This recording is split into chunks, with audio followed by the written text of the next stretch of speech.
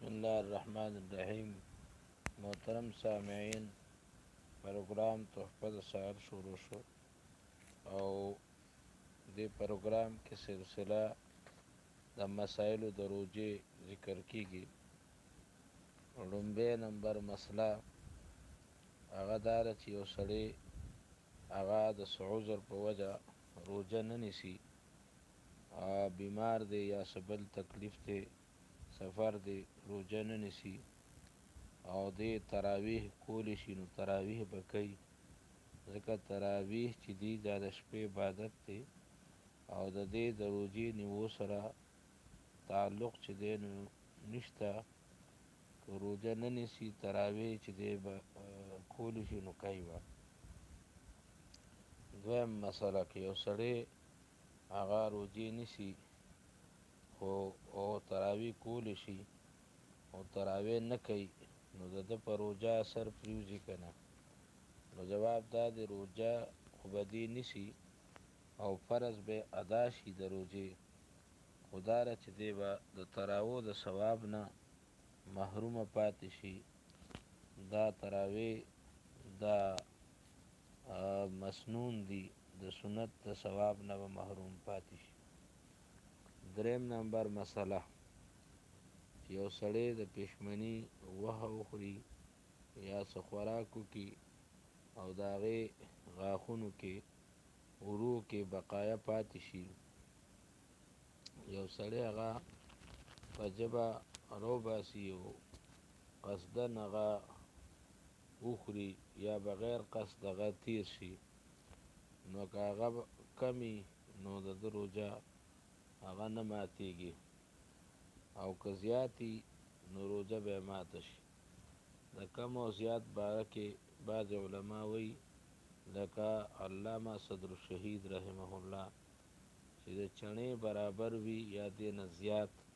نه په زیات کې راځي، او چې د چڼې نه کم وي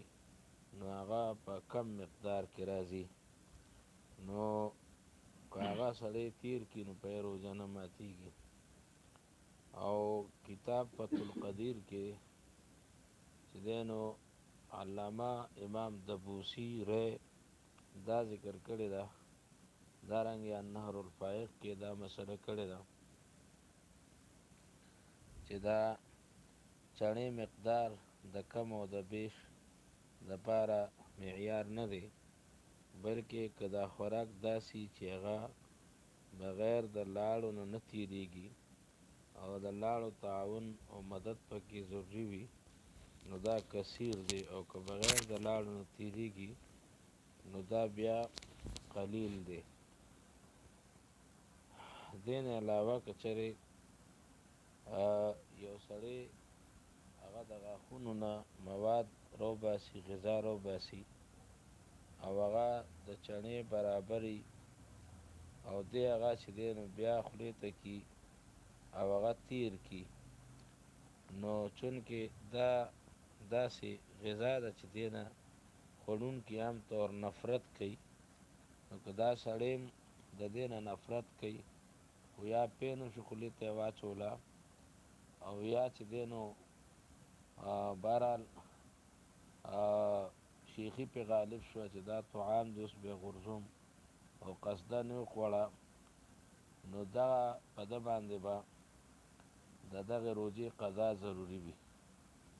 او که داسې یو سړی وي چې هغه د دې نه نفرت نه کوي، طبع کې د نفرت احساس او ماده نه او هغه شوق سره دغه شیز وباسي او ویې خوري، نو دی به بیا روجه هم قضا راوړي او کفاره به هم ورکوي. الله تعالی دې موږ ټولو ته د صحیح روجو نیولو توفیق نصیب کړي، آمین. ربنا اغفر لي ولوالدي وللمؤمنين يوم يقوم الحساب.